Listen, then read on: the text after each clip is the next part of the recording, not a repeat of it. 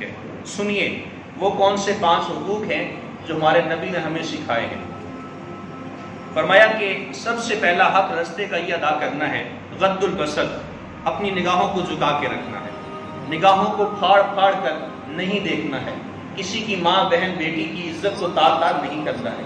اگر رستے میں بیٹھنا چاہتے ہو غض البصر، اپنی نگاہوں کو جھکا کے بیٹھنا ہے، نگاہوں پر حیا کا پردہ نچھاور کر کے بیٹھنا ہے، نظریں جھکا کے بیٹھنا ہے۔ دوسرا حق یہ ہے کف الاذی، اگر کوئی دیکھو کوئی تکلیف دہ شے رستے میں موجود ہے اس کو اٹھا کر ایک طرف کر دو، کہیں ایسا نہ ہو کہ گزرنے والے کو تکلیف ہو۔ یہ ہمارے نبی کا طرز عمل۔ پھر آگے ارشاد فرمایا رد السلام، اگر تمہیں کوئی سلام کرے تو سلام کا جواب دینا ہے، اگر کوئی جا رہا ہے اسے تم نے سلام کرنا ہے، تم اسے جانتے ہو یا نہیں جانتے تم نے اسے سلام کرنا، یہ رستے کا حق ہے، یہ ہمارے نبی نے ہمیں سکھایا۔ پھر آگے ارشاد فرمایا امر بالمعروف، اگر تم رستے میں بیٹھنا چاہتے ہو تو پھر تمہارے لیے رستے کا چوتھا حق یہ ہے تم نیکی کا حکم دو، نیکی کا حکم دو، نیکی کا حکم دینا یہ تمہارے رستے کا حق ادا کرنا ہے۔ اور پھر 5واں فرمایا کہ وَنَهِيُ عَنِ الْمُنْكَرِ، اور برائی سے منع۔ یہ 5 حقوق ہیں رستے میں بیٹھنے کے۔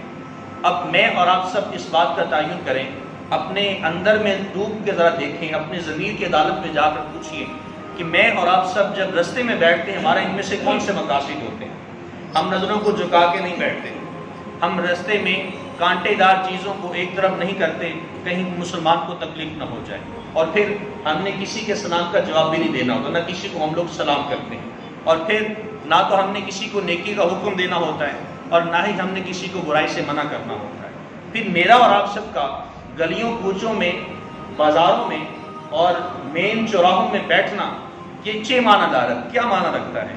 معنی تو بھی وہی بنے گا کہ غض البصر نہیں ہے، نگاہوں کا تحفظ نہیں ہے، اپنی نگاہوں کو دوسروں کی چادر حیا اور ردائے فاطمہ اوڑھنے والی خواتین، دختران اسلام اور مردان خدا، ان کو تنگ کرنا مقصود ہوتا ہے۔ تو ہمیں حکم یہ ہے رستے میں بیٹھنا چاہتے ہو تو ان چیزوں کو ادا کرو، اگر ان چیزوں کو تم ادا کرو گے پھر تمہارے رستے میں بیٹھنے کا حق ہے۔ یہ آقا کریم علیہ السلام نے اپنے صحابہ کو تعلیم فرمائی۔ کسی بھی صحابی کے بارے میں ادنا سا بھی نقص ذہن میں نہیں لے کے آنا کہ معاذ اللہ صحابی ایسے تھے جو کسی کو دیکھا کرتے، سلام کا جواب نہیں دیتے، نیکی کا حکم نہیں دیتے، برائی سے منع نہیں کرتے، ایسا نہیں لے کے آنا۔ یہ تعلیمات ہمیں صحابہ کے ذریعے ہم تک حضور نے پہنچائی ہیں، ایک وسیلہ تھا، یہ وسیلے کے ذریعے۔ باقی نبی پاک علیہ السلام کے تمام صحابہ حضرت سیدنا ابوبکر صدیق رضی اللہ تعالیٰ سے لے کر حضرت عامر بن طفیل واسطہ دوسی رضی اللہ تعالیٰ عنہ تک، جن کا وصال 110 ہجری میں ہوا ہے، ان تک تمام صحابہ جنتی ہیں۔ کسی بھی صحابی کے بارے میں ادنا سا بھی نقص، کوتاہی، کوئی بھی ذلت آمیز جس کی چھوٹی سی جھلک بھی اگر آپ کے ذہن میں آتی ہے اس کو اپنے ذہن سے جھٹک دیجئے، نکال دیجئے۔ حضور کے تمام صحابہ جنتی ہیں، حضور کے تمام صحابہ عادل ہیں، کسی بھی صحابی کے بارے میں ادنا سی بھی گستاخی قابل قبول نہیں ہے۔ تو حضور نے فرمایا اگر تم رستے میں بیٹھنا چاہتے ہو تو یہ 5 حق ادا کرو، اگر یہ 5 حق ادا کر دیتے ہو پھر تمہارے لیے رستے میں بیٹھنا جائز ہے، وگرنہ تمہارے لیے رستے میں بیٹھنا جائز نہیں ہے۔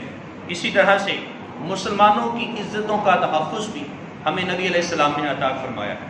میں ایک چھوٹی سی مثال کے ذریعے سب سے پہلے آپ کو سمجھاتا ہوں۔ ہم جب کسی سے سلام لیتے ہیں، پہلی بات تو یہ کہ سلام جو ہوتا ہے وہ دونوں ہاتھوں سے ہوتا ہے، ایک ہاتھ سے سلام نہیں لینا چاہیے، یہ شریعت مطہرہ اسے ناجائز قرار دیتی ہے۔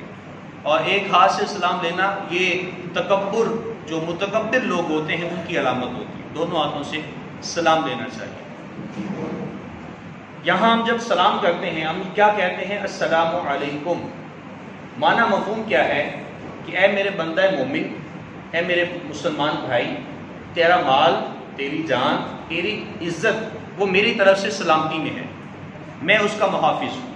میں اس بات کی گارنٹی دیتا ہوں کہ میری طرف سے تیری جان بھی محفوظ ہے، تیرا مال بھی محفوظ ہے، تیری عزت بھی محفوظ ہے۔ یہ جو ہم سلام لیتے ہیں اس کا مفہوم یہ ہے، اس کا معنی یہ ہے۔ ہم تو بس کہہ دیتے ہیں السلام علیکم، لیکن اس کا جو معنی مفہوم ہے وہ ہم نے نہیں سمجھا۔ معنی مفہوم میں 3 چیزیں شامل ہیں: عزت، جان اور تحفظ، سلامتی، عزت، آبرو۔